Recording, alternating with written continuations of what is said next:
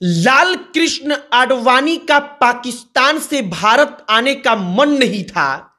भारत का बंटवारा हो चुका था। एक महीना के बाद लाल कृष्ण आडवाणी मजबूरन पाकिस्तान से भारत आए। ये कहानी उस वक्त की है जब देश आजाद हुआ था।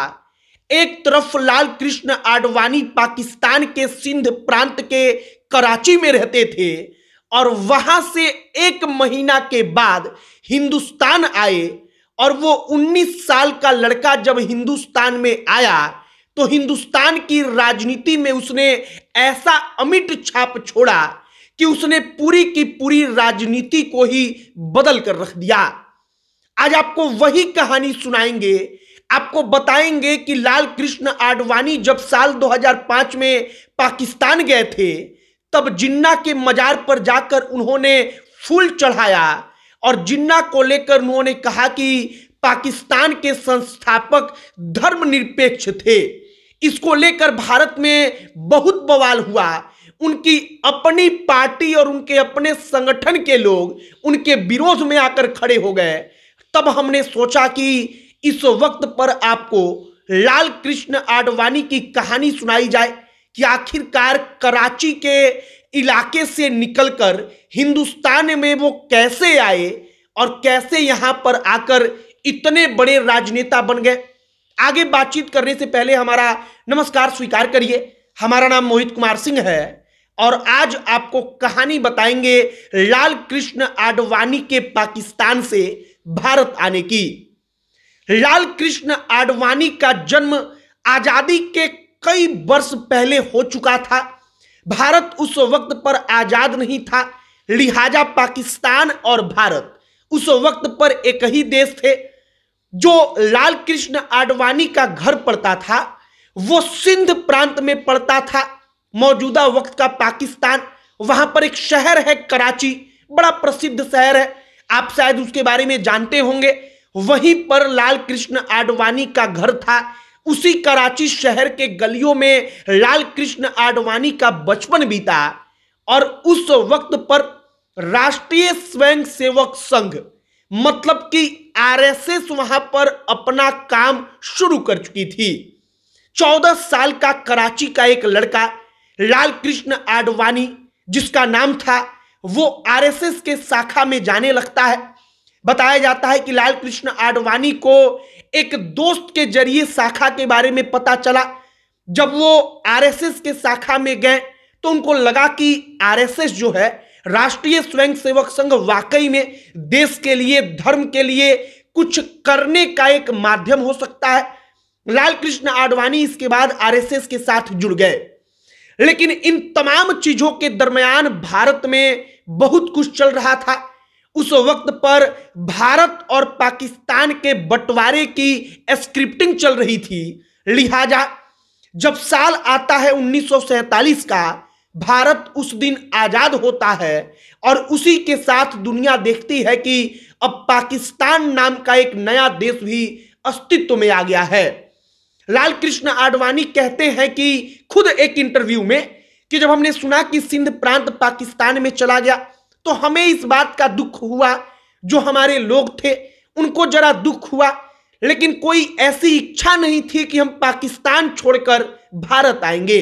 वो कहते हैं कि जब बंटवारा हो चुका था तो पाकिस्तान में एक महीना के लगभग का वक्त बीत चुका था।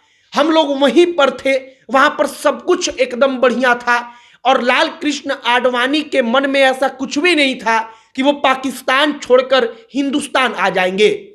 लेकिन अचानक होता क्या है? होता यह है कि पाकिस्तान के कराची शहर में एक बम विस्फोट होता है।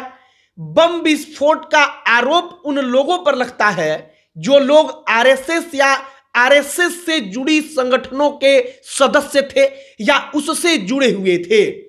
अब वहां पर जबरन जब लोगों को लगा कि लाल कृष्ण आडवाणी को भी परेशान किया जाएगा तो उन लोगों ने कहा कि तुम भारत चले जाओ, तुम पाकिस्तान कराची छोड़कर यहां से निकल जाओ।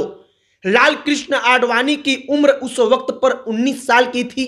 लाल कृष्ण आडवाणी पहली बार हवाई जहाज में बैठकर वहां से बाहर निकलते हैं और इस प्रकार से लाल कृष्ण आडवाणी अपने पूरे परिवार को छोड़कर अकेले भारत आ जाते हैं। इसके 1 महीना के बाद उनका पूरा का पूरा परिवार भी कराची से भारत आ गया और भारत आने के बाद लाल कृष्ण आडवाणी का जो संबंध था आरएसएस से, उस आरएसएस से संबंध जुड़ता चला गया। अब यहां पर गौर करने वाली बात यह है कि लाल कृष्ण आडवाणी जब साल 2005 में पाकिस्तान गए तब वो जिन्ना के मजार पर गए, वहां पर उन्होंने फूल चढ़ाया। लाल कृष्ण आडवाणी उस वक्त पर बीजेपी के राष्ट्रीय अध्यक्ष थे। लाल कृष्ण आडवाणी ने पाकिस्तान में कहा कि जिन्ना धर्मनिरपेक्ष थे, जिन्ना को उन्होंने अच्छा बताया, उनकी तारीफ की। और इसके बाद लाल कृष्ण आडवाणी के विरोध में विश्व हिंदू परिषद, राष्ट्रीय स्वयंसेवक संघ, वो तमाम संगठनें खड़ी हो गईं जिन्होंने लाल कृष्ण आडवाणी को लाल कृष्ण आडवाणी बनाया था। कहा जाता है कि इसी के बाद लाल कृष्ण आडवाणी के करियर पर एक गहरा दाग लगा और लाल कृष्ण आडवाणी जब भारत वापस आए उसके बाद उनसे बीजेपी के राष्ट्रीय अध्यक्ष का पद ले लिया गया। वे बीजेपी के राष्ट्रीय अध्यक्ष के पद से इस्तीफा दे देते हैं और इसके बाद फिर लाल कृष्ण आडवाणी भारतीय जनता पार्टी में उस शक्ति के साथ कभी वापसी नहीं कर पाते।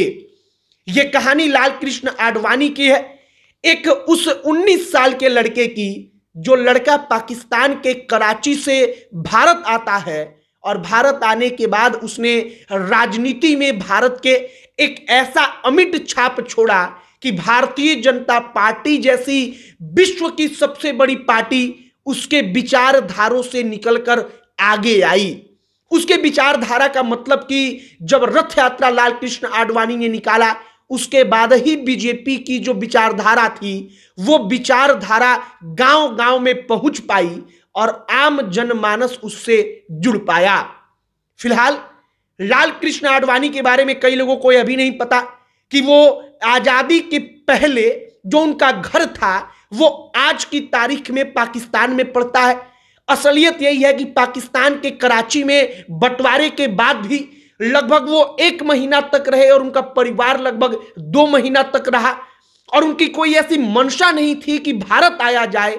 लेकिन वहां पर जब हालत बिगड़ने शुरू हुए तब लाल कृष्ण आडवाणी वहां से भारत आ गए।